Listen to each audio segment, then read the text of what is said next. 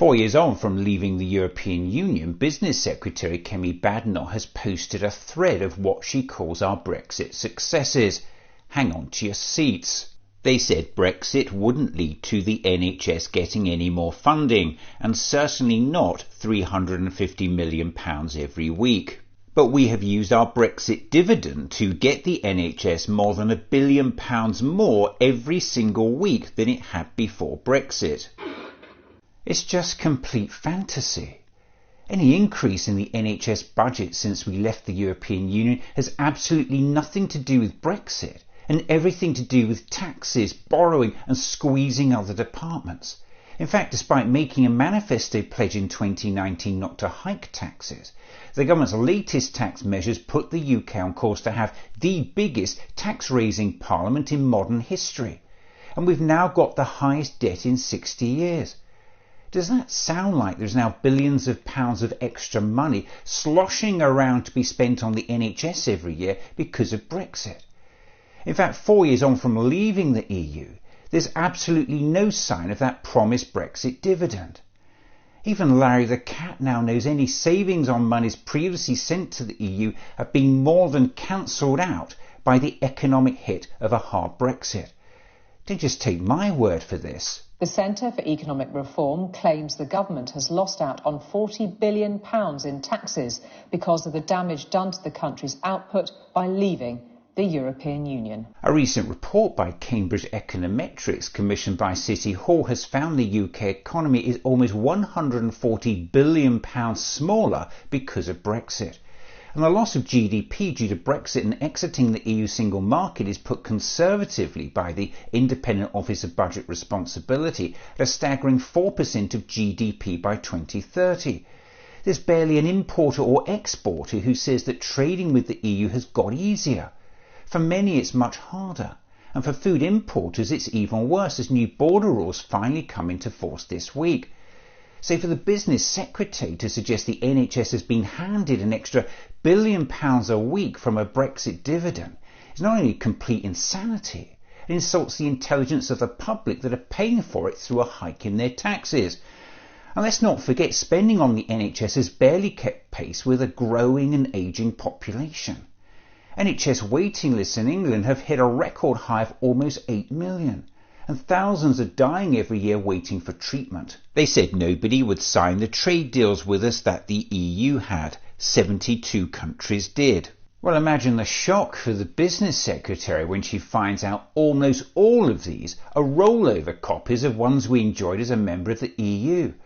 As for the UK's New Zealand trade deal, British farmers have reacted with shock to the terms of a new free trade deal with New Zealand. The deal will see Kiwi meat imported without tariffs, and farmers in the UK say they get nothing in return.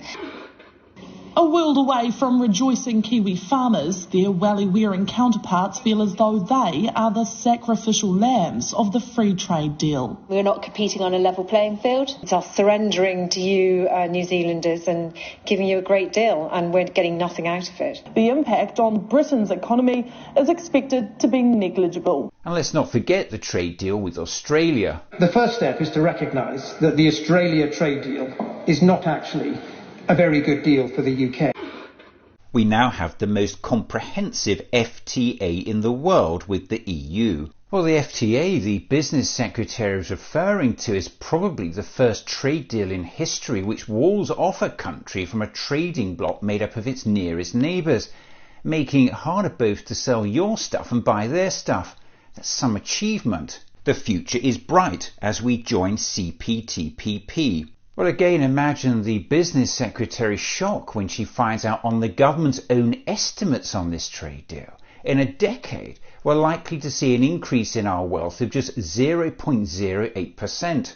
They said the control we wanted would be worthless. Our fastest in the world vaccine rollout has shown that to be wrong too. How many more times do I have to debunk this? The claim about the vaccine rollout has been repeatedly made by former Prime Minister Boris Johnson. But there was another reason why we were able to do that vaccination rollout so fast, and that was because we'd taken back control of our Medical Health Regulation Agency.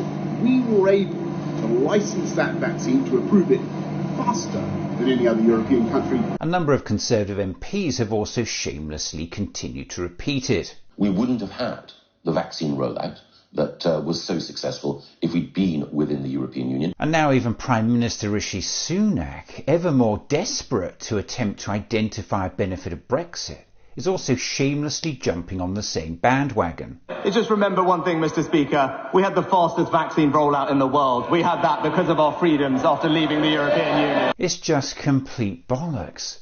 Johnson and Sunak both know it, and so do all the Conservative MPs now shamelessly repeating it. How many times do I have to say this? EU legislation enacted into British law already allowed countries to temporarily authorise vaccines without waiting for approval from the European Medicines Agency.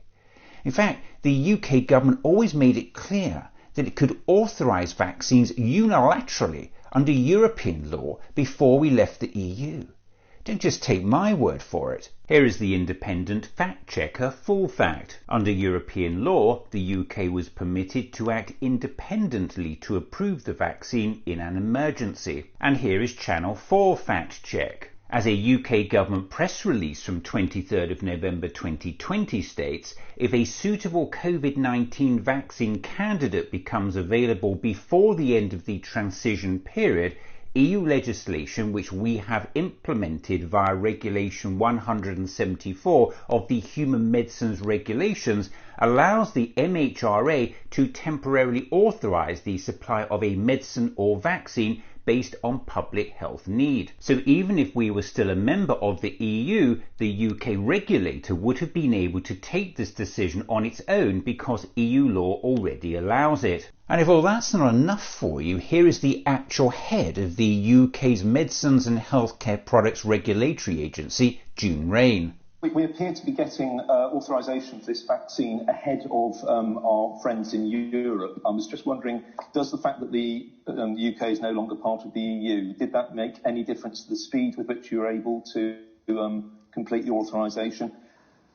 We have been able to authorise the supply of this vaccine using provisions under European law which exist until the 1st of January. So who are we going to believe? Full Fact, Channel 4 Fact Check and the actual head of the MHRA, or Boris Johnson, Rishi Sunak and a bunch of ever more desperate Conservative MPs? More people are in work than ever before, and we have one of the lowest unemployment rates in Europe, and real wages in 2024 are forecast to be lower than they were in 2006.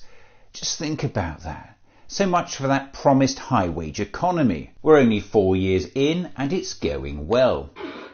Well, again, imagine the shock for the business secretary when she finds out we've got millions living in poverty, destitution and using food banks, and millions more unable to heat their homes. We've got untreated sewage dumped in our rivers, crumbling schools and hospitals. That doesn't sound like everything is going well.